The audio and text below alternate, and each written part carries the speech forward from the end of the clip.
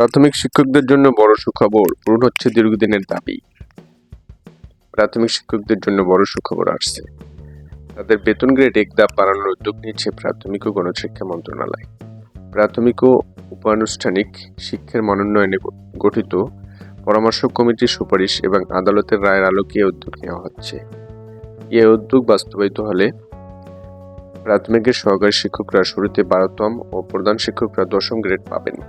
এর ফলে প্রাথমিক শিক্ষকদের দীর্ঘদিনের দাবি পূরণ হবে। প্রাথমিক ও উপানুষ্ঠানিক শিক্ষার মান উন্নয়নে গঠিত পরামর্শ কমিটির নেতৃত্ব দিচ্ছেন ব্র্যাক বিশ্ববিদ্যালয়ের ইমিরিটাস অধ্যাপক মঞ্জুর আহমেদ। এই কমিটি প্রাথমিক শিক্ষকদের গ্রেড বাড়ানো সহ কয়েকটি সুপারিশ করেছে। গত ফেব্রুয়ারি মাসে সরকারের কাছে প্রতিবেদন জমা দেয়।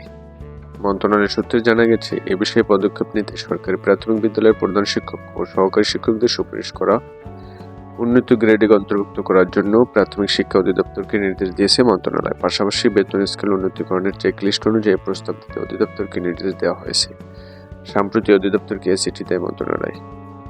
ওই কমিটি সহকারী শিক্ষক পদ বিলুপ্ত করে শুরুর পদ শিক্ষক করার সুপারিশ করে। এক্ষেত্রে শিক্ষক হিসেবে শুরুতে বেতন গ্রেড হবে 12তম। এরপর 2 বছর পর চাকরি স্থায়ীকরণ ও আরো 2 বছর পর তারা সিনিয়র শিক্ষক হবেন।